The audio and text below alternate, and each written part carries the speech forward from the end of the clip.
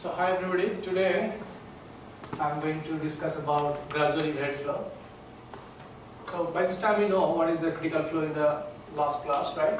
So critical flow has some properties. Like a critical state of flow, we have the proof number 1, the specific energy is maximum, right? And the discharge is also what? Minimum or maximum?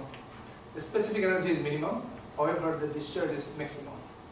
This is the property of critical flow. But now, let's see what is gradually varied flow. So if the flow is not constant, it is not constant over certain time period, or it is not constant for a specific distance of a channel, then what will happen?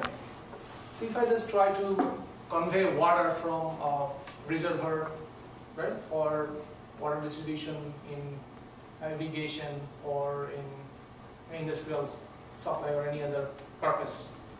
So what I have to do? I have to construct a canal, and then for regulating this water, what I have to do? I have to construct different types of controlling structure, like a sluice gate, regulator, or even dam.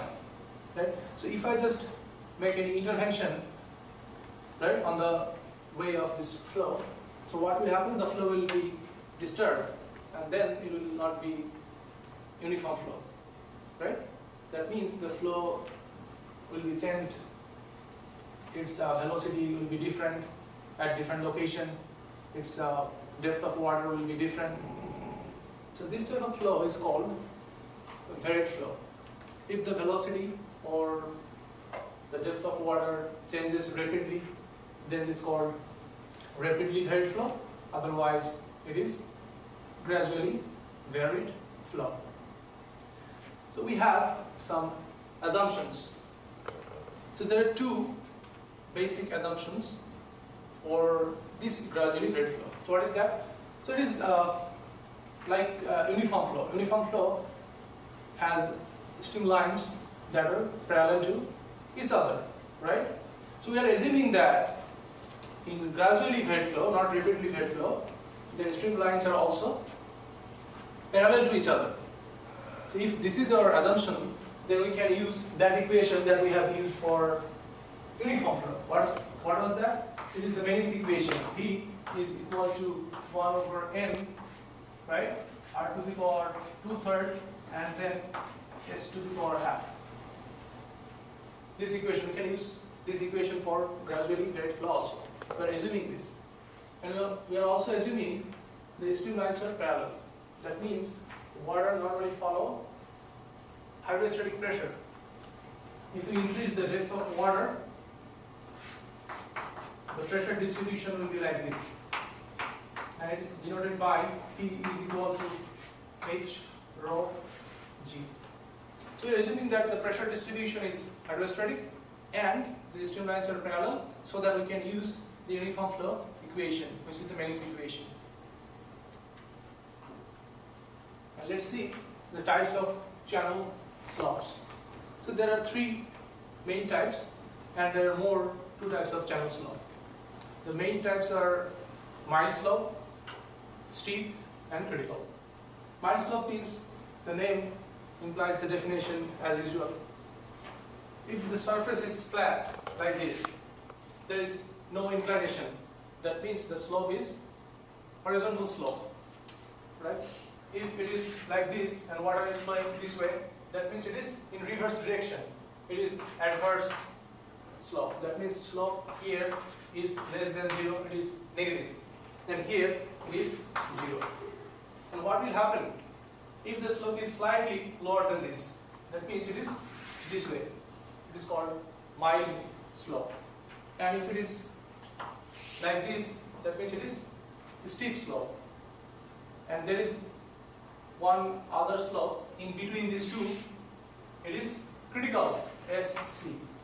So when the flow will be critical, the slope has to be critical slope, right?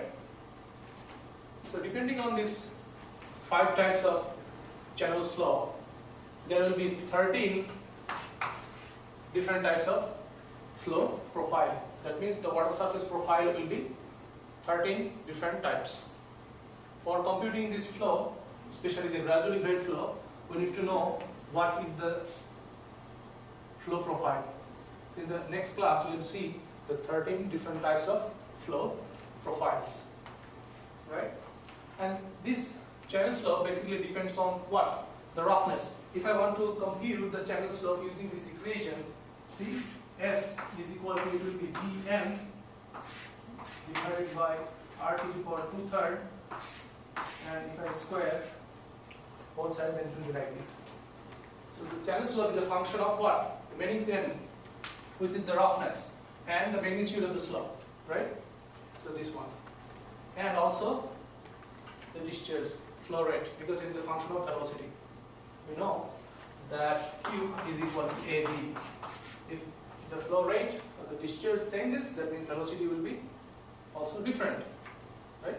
That's why it's a function of these three different parameters.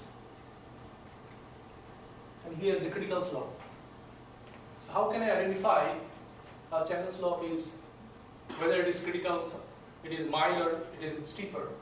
So if I just want to calculate the channel slope, which is critical, so I have to assume that this is the critical slope. That means I have to provide the properties of critical flow, critical velocity, critical hydraulic depth, right? Then the slope will be critical slope. I can use this equation, or I can also replace this equation with this one. Q is equal to 1 over n A, right? R to the power 2/3 and S to the power half. This one. So then I can take this equation. Qn will be A, R to the power 2/3 and square. So this one. So if I somehow calculate the critical slope of the channel, then I can determine any slope. It may be this one, it may be this one, or it may be that one. That whether it is subcritical flow or it is supercritical flow. The flow will be subcritical when the channel slope is mild. The flow will be supercritical when the channel slope is steeper. That's why if I just compute by using this equation, for example, this is critical slope, the value is 0.002. And if I compute any slope of a channel, for example this one or this one, so it is Sm is equal to 0.0015. So which one is more steeper? The upper one, right? The value of the lower one is lower than the upper one. That's why this slope of the channel is milder than the critical slope. If it is milder, then the channel slope is mild slope, right? Otherwise, it will be steeper. So what will be the equation of gradually varied flow? So last class and the class that was before the last class, we discussed about the differentiation and we reached a certain point, right? So it is the same differentiation. If I just differentiate this equation with respect to x this time, because previously we differentiated with respect to y, but now we are differentiating with respect to x because the velocity, depth of water is changing along the distance. So eventually, what I will have these two types of equation in terms of specific energy and in terms of depth of water. So see, these equations are differential equation. So I cannot get any specific or exact solution from this equation, like this equation. I cannot put these values and I cannot get the SC is this. So since it is differential equation, I have to solve it numerically. That's why if there are different types of numerical solution, you can use that one or you can use computer model for solving this equation. So this is how we can compute the gradually varied flow, right? So in summary, today we have learned about the definition of gradually varied flow. What is that? If there is any obstacle to flow, then the flow will be changed. It is called gradually varied flow, and the assumptions are that we can use the same equation that we have used for uniform flow, and we can assume that the pressure distribution is hydrostatic. So this is for today. Next class we will see how can we compute these flow profiles, right? So if you have any question regarding this, you can ask.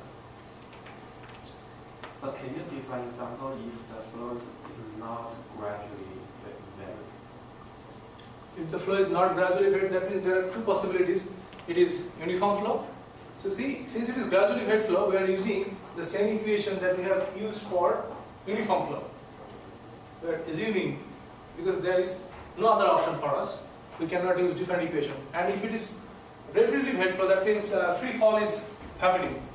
So we will also see in the next class what will happen if there is any free fall, and then what will be the flow profile, right? So after the free fall, there will be a hydraulic jump, and all the energy will be dissipated, and then again it will be gradually varied flow, and it will be uniform flow. See, the image is here, the first one, this one. See, it is free fall, then it is relatively varied flow, and then again it is gradually varied flow. Right? So, is there any other question? Thank you.